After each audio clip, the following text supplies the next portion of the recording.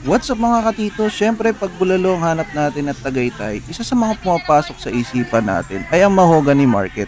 Kaya nga dito sinubukan namin ang isa sa mga kainan sa Mahogany Market na kung saan yung kanilang bulalo, meron ng kasama itong package na may sisig na talaga namang napakalinamnam at meron pa itong mga crispies na seafood mix na dilis or yung tinatawag na nga nating tawilis, crablets na overloaded na halos hindi mo na maubos. Ito nga, meron silang iba't ibang options dito na pagpipilian mo.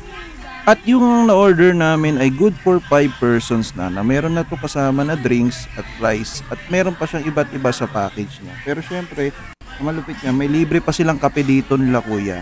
At napakasarap naman ng kape nila, Barako. Syempre, yung bulalo niya ng pinaka main reason natin kaya tayo pumunta dito. At yung bulalo, yung taba sa loob ng buto. Pagka gusto mo nga naman ng high blood, eto, ingat-ingat ka na nga lang dito kung mayroong medyo high blood dito. So, pasintabi na lang po. Siyempre, susubukan na natin yan, taste test kung gaano ba kasarap at kalinamnam ang bulalo nila. At yun na nga, nung natikman ng tito nyo, talaga namang napakasarap ng bulalo nila guys. Saktong-saktong timpla, hindi siya sobrang alat, nasa sweet spot lang yung timpla para sa akin. At eto na nga, isa sa pinaka-paborito ng tito ninyo ay ang sisig na hindi lagi nawawala basta kumakain tayo sa labas. Kaya tayo na high blood eh.